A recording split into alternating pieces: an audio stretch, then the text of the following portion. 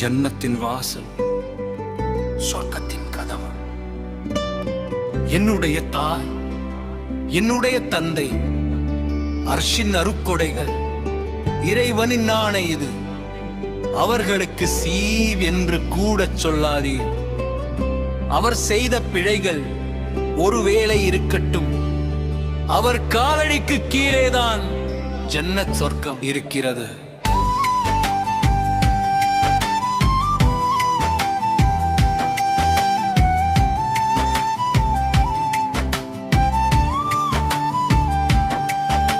என் மீது அல்லாஹ்வை போல் பரிவு காட்டியவர்கள், நான் அவரை மதிக்காவிட்டால் இஸ்லாம் என்னை பொறுக்காது.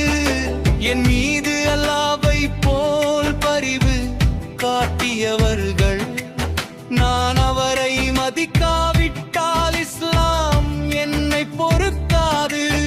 என் உயிர் அவர்களை சுற்றியே சுழல்கிறது என்ற பின் இறைவனின் திருப்தி அவர் திருப்தியில் தான் உள்ளது.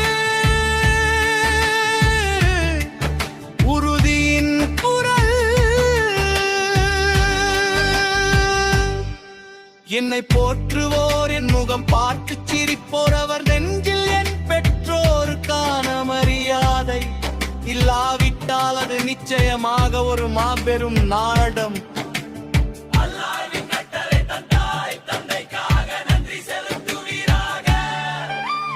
நான் உங்களை கேட்கிறேன், என் மனைவி, என் பிள்ளைகளே, என் பெற்றோரை மதிப்பது உங்களின் கடமை. எது எம் மீது காட்டும் அன்பு அல்ல, இது இறைவனுக்கு காட்டும் பணிவு, மதிக்காதல். என்னுடைய துணைவியானாலும் மதிக்காதவர் என்னுடைய பிள்ளையானார். அல்லாவின் பார்வையில் அந்த கம்பு பொய்யே, என்னை மதிக்கும் நாடகம் போதும். என் தாய் தந்தையை மதிக்காதவர் என் வீடுக்கும் ஆந்தத்திற்கும் அந்நியே.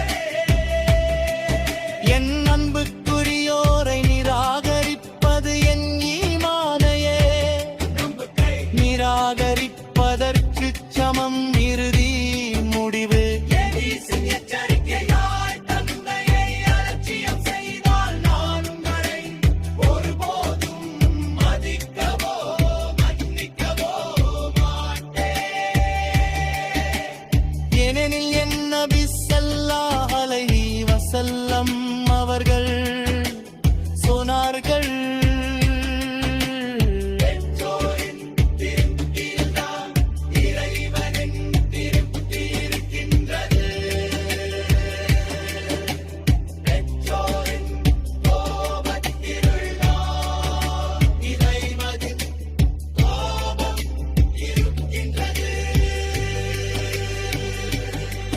எனவே உங்களின் நடிப்பு எனக்கு தேவையில்லை. இறைவனுக்கு அஞ்சினால் என் பெற்றோரை அஞ்சுங்கள், அவரை மதியுங்கள், அவரை போற்றுங்கள். அவர்களை மதிக்காதவர் என்னிடம்